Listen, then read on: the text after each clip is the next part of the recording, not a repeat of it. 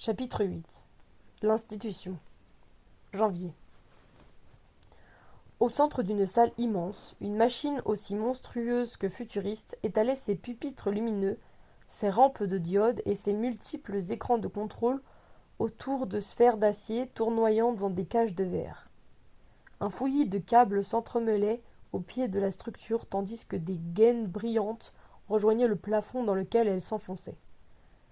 4 bras métalliques énormes sortaient du haut de l'appareil, s'élevant jusqu'à frôler les rampes de tubes qui éclairaient la pièce, avant de s'incliner vers le sol.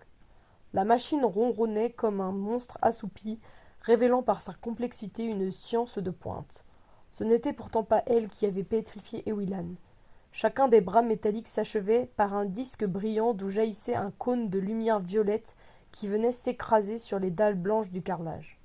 Au centre de chaque flaque de lumière, un enfant, nu, le corps bardé d'électrodes, défiait les lois connues de la physique moderne. L'enfant le plus proche d'Ewilan était une fillette de 4 ans environ, assise en tailleur, mais à 1 mètre du sol, sans aucun soutien apparent. Les bras ballants, la tête penchée sur le côté, le regard éteint, elle ne bougeait pas.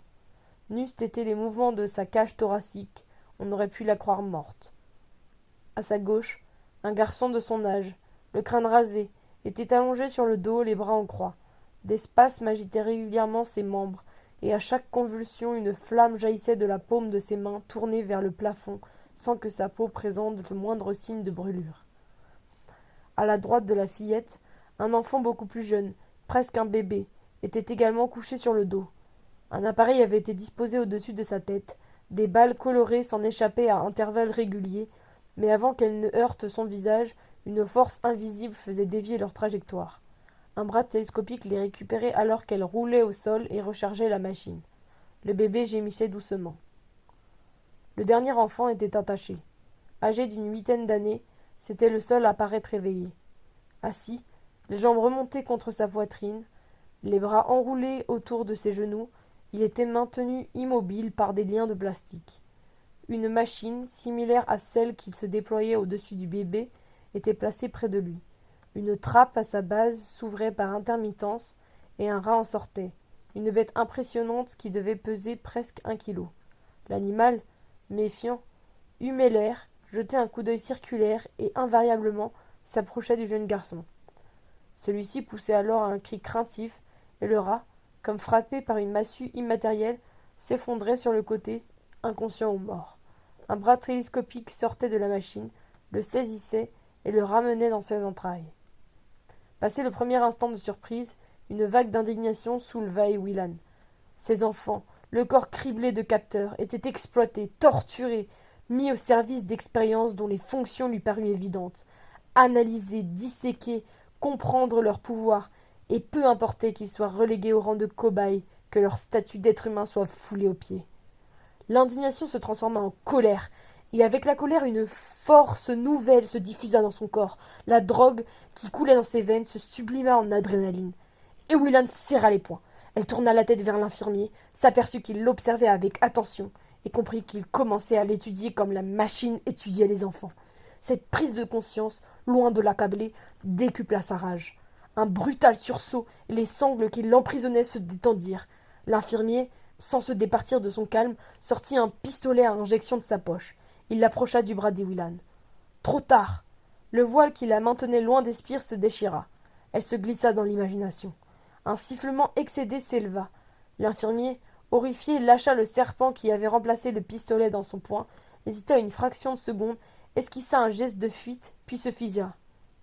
Sa blouse, ses vêtements, ses chaussures même s'étaient mués en acier, le clouant au sol, l'empêchant presque de respirer, complètement de bouger. Il ouvrait la bouche pour hurler lorsqu'un bâillon se matérialisa entre ses dents, finissant de le mettre hors jeu. Ewilan détourna son attention de lui. La pièce était certainement sous la surveillance de caméras, des renforts allaient arriver. Il y avait urgence. Elle voulut se propulser plus haut dans les spires afin de dessiner un pas sur le côté, mais elle comprit très vite qu'elle en était incapable. Elle n'avait pas entièrement récupéré. Il lui fallait trouver autre chose. Ses liens devinrent fumés. Elle se leva. Elle dut se cramponner au dossier de son fauteuil pour ne pas s'effondrer. Sa vision s'obscurcit. Ses jambes le flageolèrent. Pourtant, elle tint bon. Elle fit 2 pas hésitants vers la porte de l'ascenseur restée ouverte à quelques mètres d'elle, tandis que l'infirmier roulait des yeux impuissants et terrorisé. Elle avait presque atteint son but lorsqu'un bruit de course la fit se retourner. 4 hommes vêtus de noir fonçaient dans sa direction. Elle replongea dans l'imagination. Une cage métallique sortit du sol et se verrouilla avec un claquement sec, emprisonnant les gardes. Leur réaction fut instantanée. Dans un ensemble parfait, ils tirèrent leurs armes qu'ils portaient aux côtés, passèrent leurs bras entre les barreaux et firent feu. Une volée de dards fusa vers Iwilan et se fracassa sur la vitre blindée apparue devant elle. La porte de l'ascenseur était en train de se refermer. Une traverse d'acier bascula dans la réalité, bloquant le mécanisme et permettant à Iwilan de se glisser dans la cabine. Son cœur battait la chamade. Elle éprouvait d'immenses difficultés à conserver son équilibre, mais sa volonté intacte la soutenait plus efficacement que ne l'aurait fait une épaule amie. La traverse disparut. La porte se referma avec un chuintement pneumatique. Iwilan appuyait sur le bouton du rez-de-chaussée. Elle mit à profit le bref trajet pour retrouver son souffle et se préparer à la suite des événements. Elle ne doutait pas d'être attendue par un comité d'accueil nombreux et décidé. Il lui fallait prendre l'avantage, passer à l'attaque. Un discret tintement annonça l'arrêt de l'ascenseur. La porte coulissa. Iwilan avait investi l'imagination. Un ouragan jaillit de son esprit, s'engouffra dans le couloir, fracassant les plantes vertes et projetant contre les murs les gardes placés en embuscade. La tempête ne dura qu'un court instant, mais aucun ne se releva. Iwilan quitta la cabine. Se sachant loin d'être sauvée, elle maudissait son corps si pesant, si fatigué, et rageait de sentir son pouvoir toujours limité. Elle aurait voulu courir. Elle ne put que claudiquer vers la sortie. D'autres hommes arrivaient, par des couloirs perpendiculaires. Ils butèrent contre des murs de pierre qui leur interdisaient le passage. Iwilan progressait toujours. Elle atteignit le grand hall. Des gardes l'attendaient, tenant en laisse des dogs énormes. Ils étaient nombreux, trop nombreux. Iwilan regroupa ses dernières forces et dessina. Un tunnel de verre apparut dans lequel elle s'engagea alors que la salle, soudain, se remplissait d'eau. En quelques secondes, il n'y eut plus d'air ailleurs que dans son tunnel. Les gardes submergés gesticulaient, les yeux écarquillés de terreur, frappant de leurs poings désespérés le verre incassable qui la protégeait, pendant que les molosses se noyaient, leur gueule de tueurs en quête d'un oxygène introuvable. Iwilan avait verrouillé ses pensées. Elle refusait de voir ces hommes et ces animaux agoniser. Sa volonté tout entière était focalisée sur la sortie qui se rapprochait. Plus que 10 mètres. 5. 2. Le tunnel de verre explosa. Disparut. L'eau se volatilisa, les gardes s'effondrèrent, leurs poumons avides retrouvant la vie en même temps que l'air. Un dessein! Un dessein avait fait voler le sien en éclats. Iwilan serra les mâchoires. Tout n'était pas perdu, elle pouvait encore. Une corde se matérialisa au ras du sol, cingla ses chevilles. Une autre s'enroula autour de sa poitrine. Iwilan perdit l'équilibre et s'écroula. Le choc lui coupa le souffle.